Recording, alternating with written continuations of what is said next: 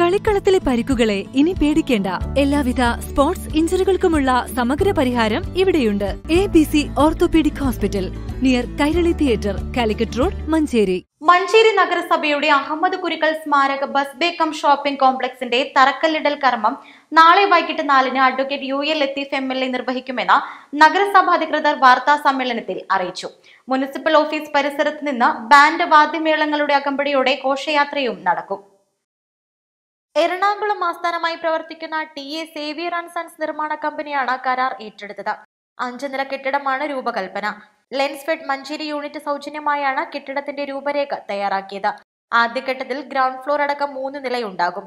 114 മുറികളും സജ്ജമാക്കും. 22 മാസമാണ് കരാർ കാലാവധി. 1.5 വർഷം കൊണ്ട് നിർമ്മാണം പൂർത്തിയാക്കാനാണ് ലക്ഷ്യമിടുന്നതെന്ന് chairperson VM Subaida, vice chairman VP Firoz എന്നിവർ പറഞ്ഞു. 5.72 കോടി രൂപയ്ക്കാണ് നിർമ്മാണ പ്രവൃത്തി ടെൻഡർ എടുത്തത്. ഇതിനു പുറമെ 1 കോടി രൂപ വൈദ്യുതീകരണം, ലിഫ്റ്റ്, ഫയർ ആൻഡ് സംവിധാനം എന്നിവയ്ക്ക് 20 ലക്ഷം രൂപ വീതവും ചെലവ് വരും. ബസ്സുകൾ കടന്നുപോകുന്ന ഭാഗത്ത് കട്ട വിരിക്കും. ഇതിനുള്ള തുകയും എസ്റ്റിമേറ്റിലുണ്ട്. 9.5 കോടി രൂപയുടെ എസ്റ്റിമേറ്റാണ് തയ്യാറാക്കിയത്. ഇതിൽ 9 കോടി രൂപ മഞ്ചേരി സർവീസ് സഹകരണ ബാങ്കിൽ നിന്നും വായ്പയെടുക്കും. വാണിജ്യ കേന്ദ്രങ്ങൾക്ക് പുറമെ ഓപ്പൺ ഓഡിറ്റോറിയം, പാർക്കിംഗ് ഏരിയ എന്നിവയും ഉൾപ്പെടും. സ്മാരക സൗധം പൊളിച്ച് ബസ് ബേ കം ഷോപ്പിംഗ് കോംപ്ലക്സിന്റെ തറക്കല്ലിടൽ നിർമ്മാണം തുടങ്ങുകയാണ്. ബഹുമാനപ്പെട്ട MLA UL ലത്തീഫ് സാഹിബാണ് തറക്കല്ലിടൽ ചടങ്ങ് നടത്തുന്നത്.